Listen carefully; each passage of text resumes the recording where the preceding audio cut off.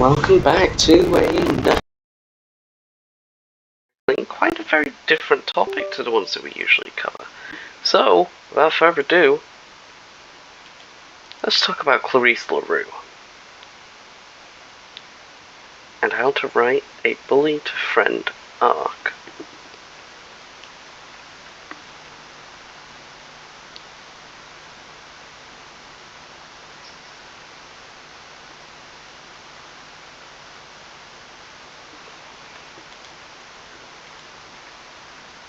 This is Clarisse.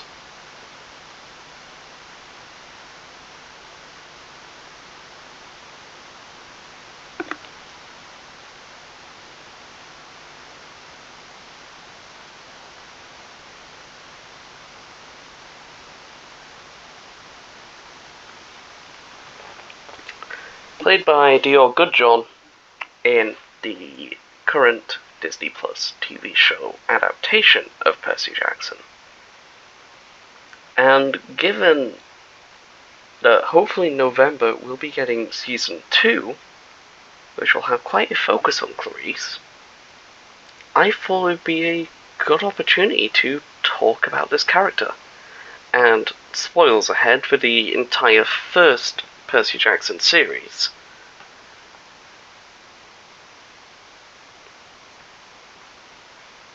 That is to say, all of the first 5 books and some of the side books. Like I said, with this new series, getting a new season, and of course Sea of Monsters being that season, which of course has... This is everything I just said, I forgot I made a slide for it. Anyway, so, The Lightning Thief. First impressions. How does Clarisse get shown to us? Well, the first thing we have to know is the story is from Percy's perspective. And while, for the most part, he is an unbiased narrator, he can't see into people's heads. And so, to him, when he first meets Clarisse, she comes across as a bully. The daughter of Ares, god of war. And she immediately tries to introduce his head to a toilet, so... that seems a reasonable takeaway from that experience. This is, of course, compounded in Capture the Flag, where it is Clarisse's newfound hatred of Percy due to him becoming Supreme Lord of the Bathroom that leads her to completely just sideline the actual capturing the flag part of the game to target Percy, which leaves her team losing, causing yet more resentment. Which is made even worse when, right after that, Percy is claimed by Poseidon, one of the 3 big gods who had vowed not to have children anymore after the last time they had children it caused the Second World War. AKA, Percy is really powerful and most people are going to like him. And of course, Percy then goes on a quest where it turns out the person who stole Zeus's lightning bolt, kind of, I'm not going to get into the full plot there, was her own father. And then Percy kicked his ass as a 12-year-old against the god of war, which obviously did not make Clarisse very happy. And that brings us to the Sea of Monsters. The facade cracks. You shall sail the iron ship with warriors of bone. You shall find what you seek, and make it your own. But despair for your life, entombed within stone, and fail without friends, to fly home alone. So goes the prophecy given by the Oracle of Delphi to Clarisse LaRue. Because, in this story, it is Clarisse who gets given the quest. The iron ship with warriors of bones, that is the CSS Birmingham. Why did I say Birmingham? Why did I pronounce it American? Birmingham. the CSS Birmingham.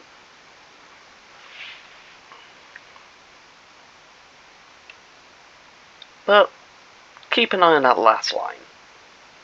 It'll be important. You see, this quest is to sail into the Sea of Monsters, known to mortals as the Bermuda Triangle, and rescue the Golden Fleece. Clarisse was chosen by the camp to do this. But Percy and friends snuck out of camp, and with some help from Hermes, to complete the quest and rescue Percy's friend Grover from the Cyclops Polyphemus. And it is during this time, after Percy's group has met with Clarisse and her crew of dead Confederate soldiers. I should explain that Clarisse isn't a fan of the Confederacy, it's just that every losing army owes Ares a debt, and so since the Confederacy lost and Clarisse needed naval power, she got a Confederate ironclad.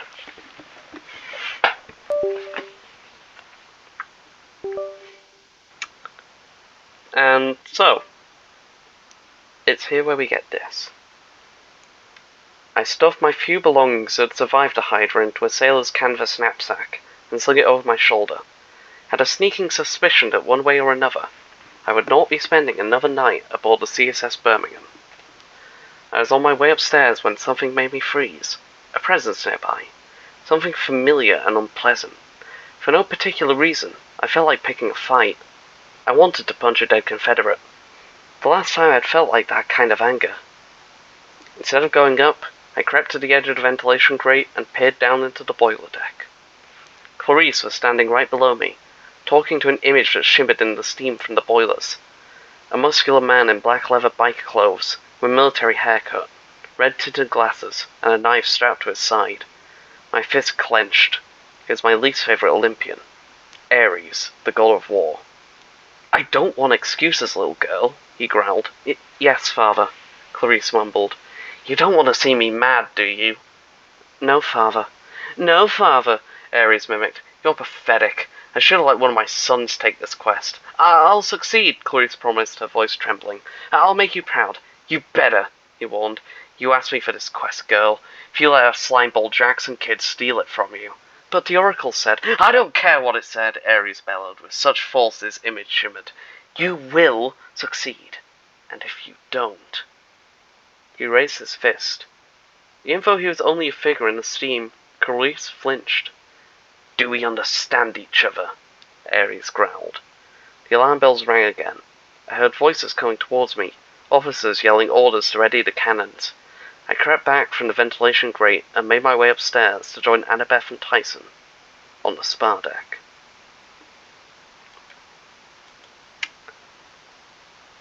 Ares is not a good father.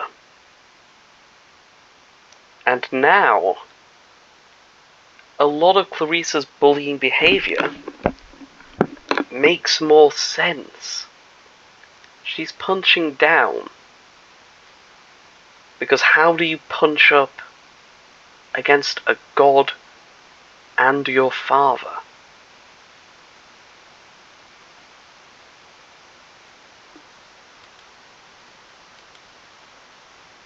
And fail without friends to fly home alone.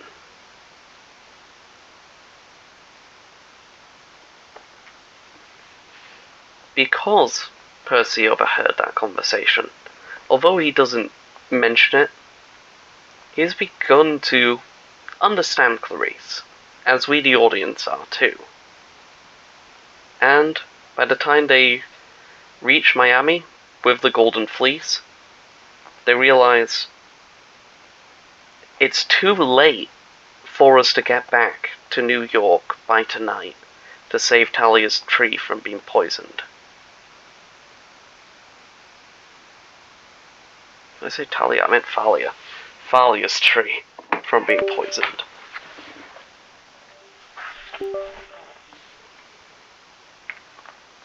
That is until Percy asks Clarisse what her prophecy was.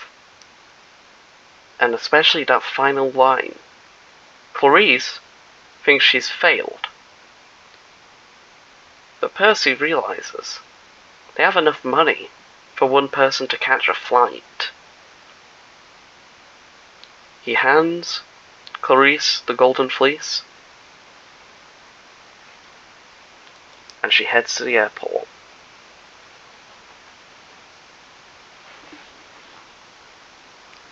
Percy trusted Clarisse, and that trust was well placed. The quest succeeded.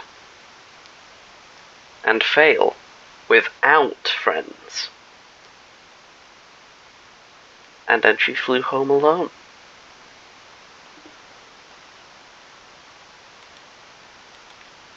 The Battle of the Labyrinth. Clarisse the person.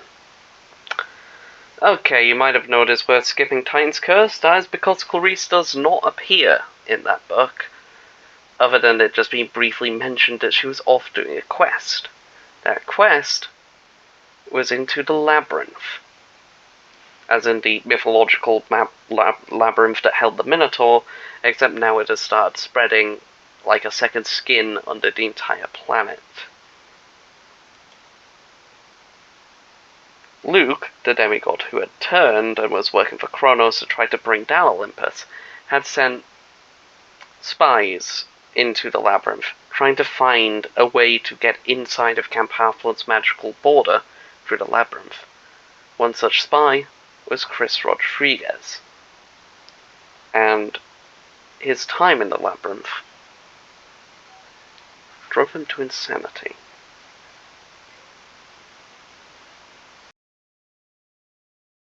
And we're back. As I was saying, he was driven into madness.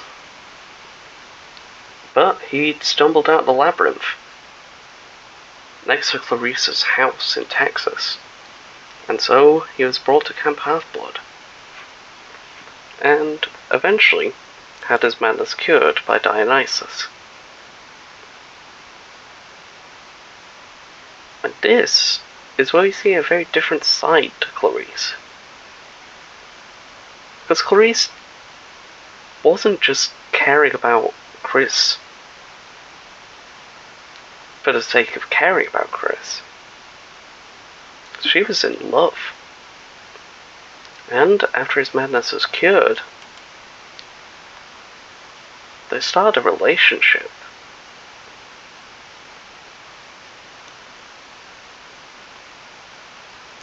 Which in turn led to the somewhat bizarre friendship between Clarisse and Selena, the daughter of Aphrodite, whom Clarisse would often ask for relationship advice.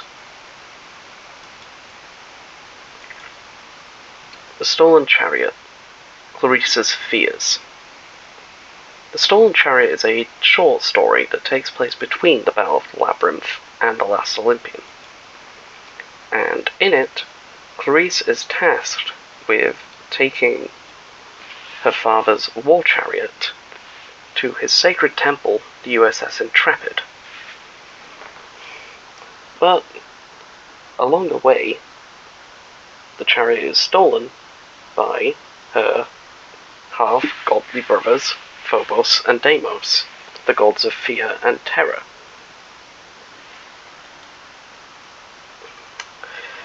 Unfortunately for Clarisse, and also fortunately for Clarisse, this happened right outside Percy's school, so he was able to come out and help. And here is where we find Clarisse's worst fear. Her father. Deimos takes the form of Ares and berates Clarisse, telling her she'll amount to nothing. And, with Percy's help, Clarisse is able to stand up to him. And then we get this exchange. She wrapped the reins around her hand. About what you saw, Percy. What I was afraid of, I mean. I won't tell anybody.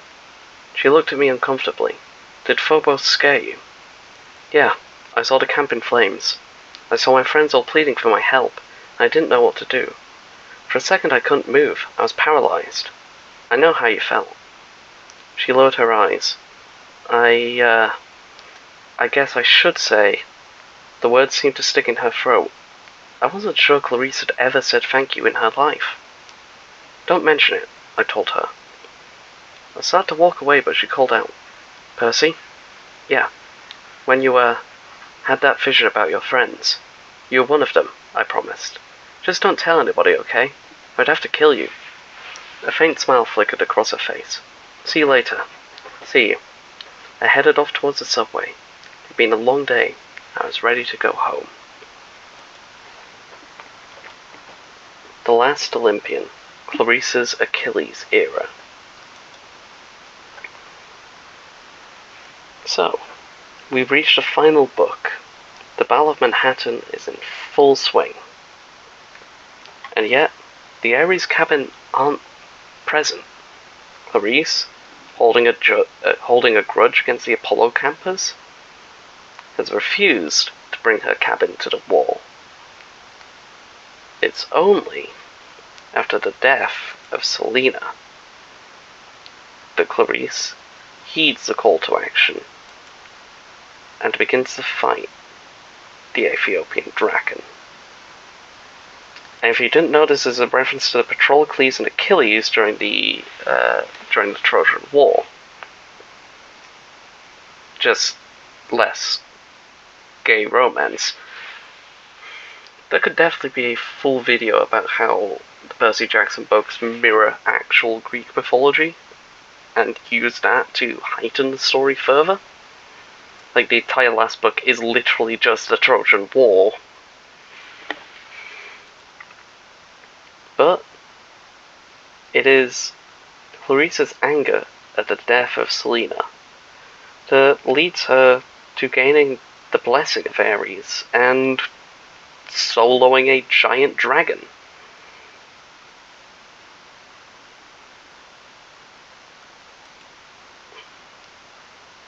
And once the battle is over, Ares congratulates her and is her once proud. So, that is the story of Clarisse LaRue, who, oh yeah, that is one final thing as well. By the end of The Last Olympian, Clarisse is so antagonistic towards Percy. She's the one who sets up the underwater kiss by throwing Percy and Annabeth into the canoeing lake. From bully to friend. I've brought up this story again, mostly because, well, the second season of Percy Jackson is going to heavily involve Clarisse, but also because past that point, Clarisse isn't really a character anymore. In Heroes of Olympus, she shows up briefly a few times as a cameo, as most of the action is taking place away in Europe rather than New York. And in Trials of Apollo, she has moved on to college. I just think this is a really well-told character arc. One that is very little discussed in comparison to others such as Luke or Selena or Percy and Annabeth. So, thank you for watching. I will see you all next month for another pub rant. Goodbye.